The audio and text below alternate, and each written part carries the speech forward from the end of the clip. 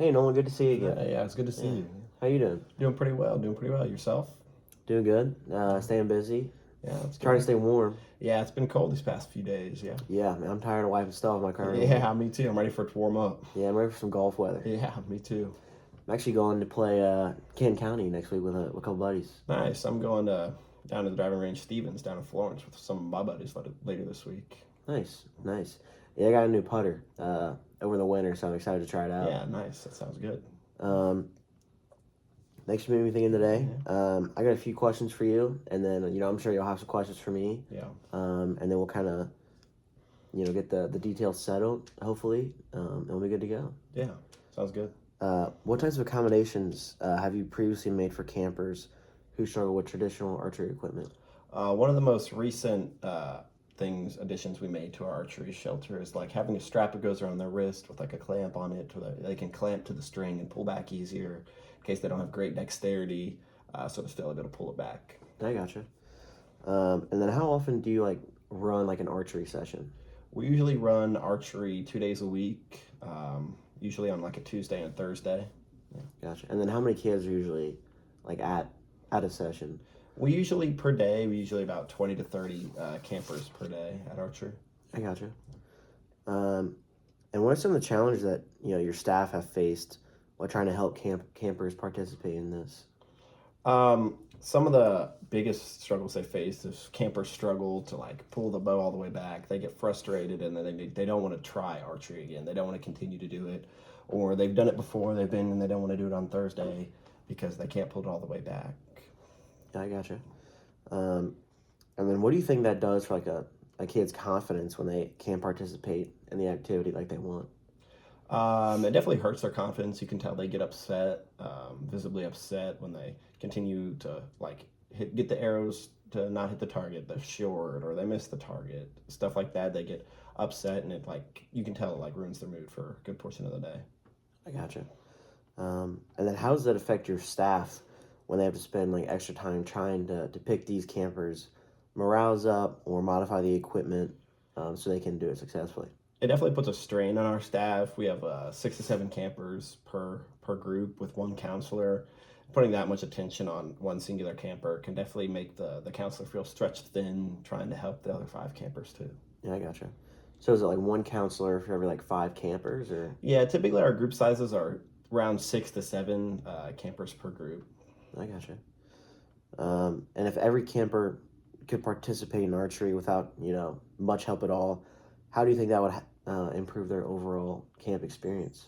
I think it would improve it a lot because in our campus, archery is one of the bigger programs we have. It's definitely one of the nicer shelters we have out there, and we put a lot of time into making it nice.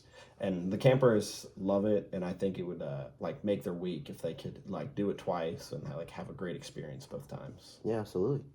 Well, that's exactly why we developed our adaptive bows to eliminate some of those barriers and let all the campers participate at once.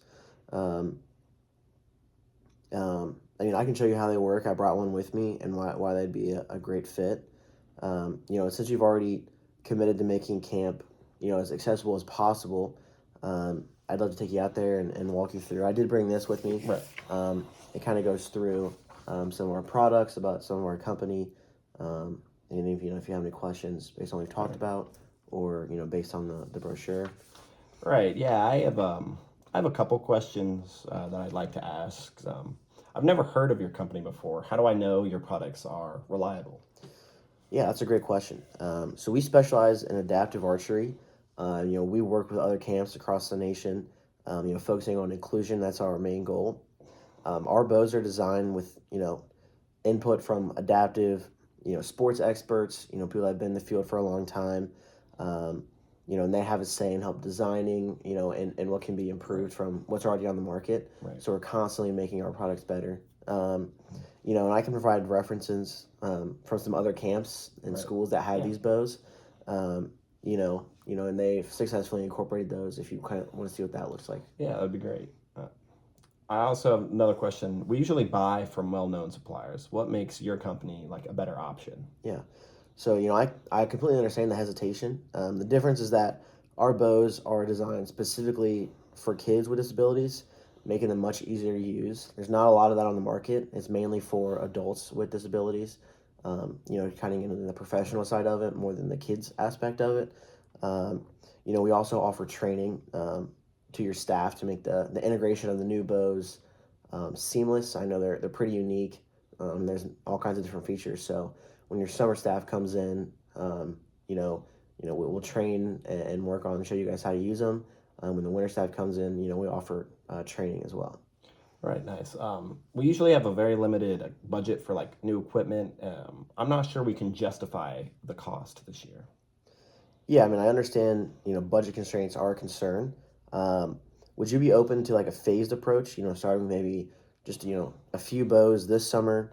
That way you can get a feel for it. You're not spending a lot of money and you can see the impact, right away and firsthand before making like a larger commitment. Yeah, that would sound good. Yeah, sweet.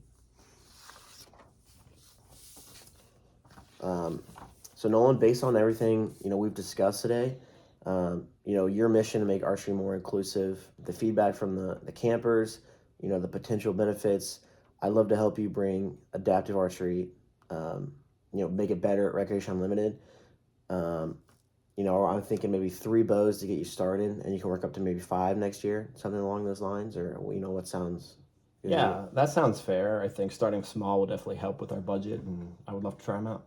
Yeah, awesome. Let me get your email. I'll follow up with the sales proposal, some pricing options and stuff like that. We can go out back. I don't know if you have any staff here, with you today. We'll do a demo session, kind of show you guys how they work.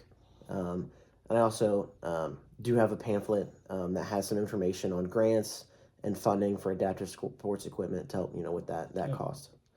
All right. Sounds awesome. Yeah, I'd love to do that. Sounds good. All right. Yeah. Good doing business. Yeah. So I'll get the bows from the truck and we'll head out to the All right. archery range. Perfect. Sounds good.